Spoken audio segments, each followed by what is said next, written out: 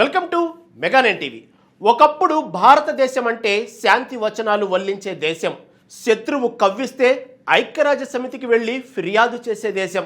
కానీ ఇప్పుడు కాలం మారింది. ఢిల్లీ పీఠంపై కూర్చున్న నాయకుడి ఆలోచన విధానం మారింది. ఇది నవభారతం.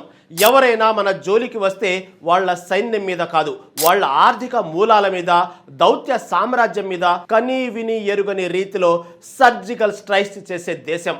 సరిగ్గా ఇలాంటి ఒక బ్రూటల్ రివెంజ్కే ఇప్పుడు ఒక దేశం బలైంది. ఆ దేశం పేరు టర్కీ. పాకిస్తాన్తో చేతులు కలిపి కాశ్మీర్ విషయంలో భారతదేశాన్ని అంతర్జాతీయ వేదికలపై పదే పదే టార్గెట్ చేసిన టర్కీ అధ్యక్షుడు ఎర్డోగన్ అహంకారాన్ని భారతదేశం ఒక దెబ్బతో అణిచివేసింది. టర్కీకి సంబంధించిన ఏకంగా $500 మిలియన్ పైగా విలువైన ప్రాజెక్టులను, డిఫెన్స్ డీల్స్ను సెకండ్ల వ్యవధిలో రద్దు చేసి టర్కీకి దిమ్మ తిరిగే షాక్ ఇచ్చింది. అసలు టర్కీ చేసిన తప్పేంటి? భారతదేశం టర్కీ ఆర్థిక సామ్రాజ్యాన్ని ఎలా కుప్పకూల్చింది? ఈ భౌగోళిక రాజకీయ చదరంగంలో టర్కీ గేమ్ ఓవర్ అని భారత్ ఎలా డిసైడ్ చేసింది?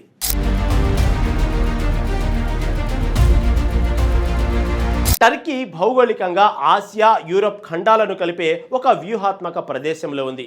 ఈ దేశాధ్యక్షుడు ఎర్డోగన్కు ఇస్లామిక్ ప్రపంచానికి ఖలీఫా కావాలనే ఒక పగటి కల ఉంది. అందుకోసం సౌదీ అరేబియాను కాదని పాకిస్తాన్, మలేషియాలతో కలిసి ఒక కొత్త కూటమిని ఏర్పాటు చేయడానికి ప్రయత్నించాడు. పాకిస్తాన్ను ప్రసన్నం చేసుకోవడానికి భారతదేశ అంతర్గత విషయమైన కాశ్మీర్ ఇష్యూపై ఐక్యరాజ్య సమితిలో పాకిస్తాన్కు మద్దతుగా మాట్లాడాడు. అంతేకాదు, పాకిస్తాన్కు అత్యాధునిక డ్రోన్లను, యుద్ధ నౌకలను సప్లై చేస్తూ భారతదేశ భద్రతకు సవాలు విసిరాడు. ఇండియా పదే పదే హెచ్చరించినా టర్కీ తన అహంకారాన్ని వీడలేదు. అప్పుడు డిసైడ్ అయింది ఇండియా. టర్కీకి వాళ్ల భాషలోనే వాళ్లకు జీవితంలో గుర్తుండిపోయేలా బుద్ధి చెప్పాలని. ఆపరేషన్ సింధూర్ ఇది కేవలం 2 దేశాల మధ్య జరిగిన సైనిక ఘర్షణ మాత్రమే కాదు. దీని పర్యవసనాలు ప్రపంచ దేశాల ఆర్థిక, రాజకీయ రంగాలపై తీవ్ర ప్రభావాన్ని చూపాయి. 2025 ఏప్రిల్ 22న భారత భూభాగంలోని జమ్మూ కాశ్మీర్లోని పహల్గామ్లో జరిగిన తీవ్రవాద దాడిలో 26 మంది అమాయక పౌరులు ప్రాణాలు కోల్పోయారు. ఈ దాడికి పాకిస్తాన్ కేంద్రంగా పనిచేస్తున్న ఉగ్రవాద సంస్థలే కారణమని భారత్ స్పష్టంగా ఆరోపించింది. ఈ నేపథ్యంలో మే 7, 2025న భారత్ ఆపరేషన్ సింధూర్ పేరుతో పాకిస్తాన్లోని ఉగ్రవాద స్థావరాలపై బెరుపు దాడులు చేపట్టింది. ఇది కేవలం ప్రతీకార చర్య మాత్రమే కాదు, ఉగ్రవాదాన్ని సహించేది లేదనే బలమైన సందేశాన్ని ప్రపంచానికి చాటి చెప్పే ప్రయత్నం. ఈ దాడుల్లో పాకిస్తాన్లోని పలు ఉగ్రవాద శిబిరాలు, కమాండ్ సెంటర్లను ధ్వంసం చేశామని భారత సైన్యం ప్రకటించింది. అయితే ఈ ఆపరేషన్ సమయంలో టర్కీ పాకిస్తాన్కు బహిరంగంగా మద్దతు ప్రకటించింది. టర్కీ అధ్యక్షుడు రెసెప్ తయ్యిప్ ఎర్డోగన్ పాకిస్తాన్తో తమకు సాలిడారిటీ ఉందని, ఈ విషయంలో తాము పాకిస్తాన్తోని ఉంటామని ప్రకటించారు. అంతేకాకుండా టర్కీ పాకిస్తాన్కు డ్రోన్లు, సైనిక ఆపరేటివ్లను కూడా సరఫరా చేసిందని భారత మీడియా నివేదించింది. ఈ వార్తలు భారతదేశంలో తీవ్ర ఆగ్రహవేశాన్ని రేకెత్తించాయి. టర్కీ ఈ వైఖరి ఇరు దేశాల మధ్య దౌత్యమైన సంబంధాలను తీవ్రంగా దెబ్బతీసింది. కేవలం రాజకీయ, సైనిక మద్దతుకే పరిమితం కాకుండా ఆర్థికంగా కూడా టర్కీని దెబ్బతీయాలనే నిర్ణయానికి భారత్ వచ్చింది.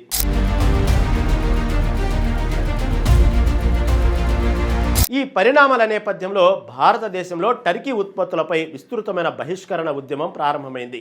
All India consumer products distributors federation దేశవ్యాప్తంగా దాదాపు 13 మిలియన్ల చిరు వ్యాపారులకు ప్రాతినిధ్యం వహిస్తూ టర్కిష్ ఉత్పత్తులపై అనిశ్చిత, సంపూర్ణ బహిష్కరణను ప్రకటించింది.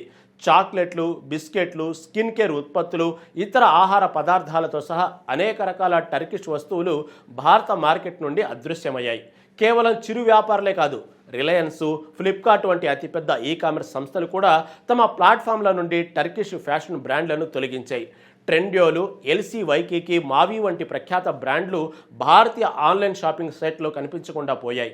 ఈ బహిష్కరణ కేవలం వినియోగ వస్తువులకే పరిమితం కాలేదు, పర్యాటక రంగం కూడా తీవ్రంగా ప్రభావితమైంది. భారతీయ పర్యాటకులు టర్కీకి వెళ్లేందుకు బుకింగ్లను రద్దు చేసుకున్నారు. టర్కీకి వెళ్లే విమాన, హోటల్ బుకింగ్లలో 60% పడిపోయాయని నివేదికలు వెల్లడించాయి. ట్రావెల్ ఏజెంట్ల సంఘాలు కూడా టర్కీ పర్యాటక ప్రదేశాలను ప్రోత్సహించడం నిలిపివేశాయి. ఈ ఆర్థిక ఆంక్షలు టర్కీ వ్యాపార వర్గాలలో తీవ్ర ఆందోళన సృష్టించాయి.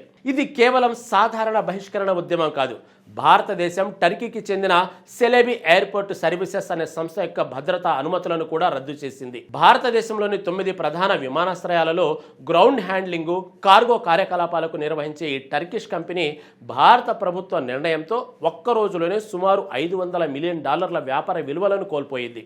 ఈ సంస్థ కార్యకలాపాలు అకస్మాత్తుగా నిలిచిపోయాయి. వారి పరికరాలను స్వాధీనం చేసుకున్నారు. ఉద్యోగులను వేరే కంపెనీలకు బదిలీ చేశారు. ఈ చర్య భారతదేశం కఠినమైన వైఖరికి, జాతీయ భద్రతా విషయంలో రాజీ పడేది లేదనే సంకేతానికి నిదర్శనం. సెలెబీ సంస్థ భారతీయ న్యాయస్థానాలలో ఈ నిర్ణయాన్ని సవాలు చేసినప్పటికీ ఢిల్లీ హైకోర్టు జాతీయ భద్రతా కారణాలను పేర్కొంటూ భారత ప్రభుత్వ నిర్ణయాన్ని సమర్థించింది. ఇది కేవలం వ్యాపార సంస్థలకే పరిమితం కాలేదు. భారతదేశంలోని అనేక విశ్వవిద్యాలయాలు టర్కిష్ విద్యా సంస్థలతో తమ అకాడమిక్ భాగస్వాములను నిలిపివేశాయి. జవహర్లాల్ నెహ్రూ విశ్వవిద్యాలయం, ఇతర ప్రతిష్టాత్మక విద్యా సంస్థలు ఈ జాబితాలో ఉన్నాయి.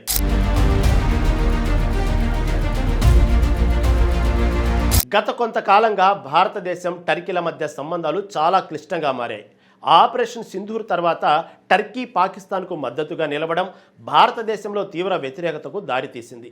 ఈ పరిణామాల నేపథ్యంలో భారతదేశం అనేక కీలక రంగాలలో టర్కిష్ వ్యాపారులపై ఆంక్షలు విధించింది.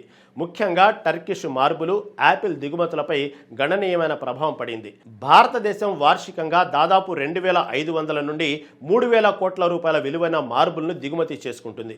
అందులో 70% టర్కీ నుండే వస్తుంది. కానీ ఈ నేపథ్యంలో రాజస్థాన్లోని ఉదయపూర్లో మార్బుల్ ప్రాసెసర్స్ అసోసియేషన్ టర్కీతో వ్యాపారాన్ని నిలిపివేస్తున్నట్లు ప్రకటించింది. అదేవిధంగా ఢిల్లీలోని వ్యాపారులు కూడా టర్కిష్ యాపిల్ దిగుమతులను నిలిపివేశారు. ఈ చర్యలు టర్కీ ఆర్థిక వ్యవస్థపై, ముఖ్యంగా ఈ రంగాలపై తీవ్ర ప్రభావాన్ని చూపాయి. వాస్తవానికి గత సంవత్సరం 2024-25 ఆర్థిక సంవత్సరంలో భారతదేశం టర్కీకి $5.2 బిలియన్ విలువైన ఎగుమతులు చేయగా టర్కీ నుండి $2.84 బిలియన్ దిగుమతులను చేసుకుంది. అయితే ఈ రాజకీయ ఆర్థిక ఉద్రిక్తతల కారణంగా మొత్తం ద్వైపాక్షిక వాణిజ్యం గణనీయంగా తగ్గిందని అంచనా. 2025లో భారతదేశం టర్కీ మధ్య వాణిజ్యం సుమారు $8.71 బిలియన్ పడిపోయింది. ఇది మునుపటి సంవత్సరంతో పోలిస్తే 16% తగ్గుదల. ఈ పరిస్థితుల దృష్ట్యా భవిష్యత్తులో ఇరు దేశాల మధ్య సంబంధాలను మరింత క్లిష్టంగా మారే అవకాశం ఉంది.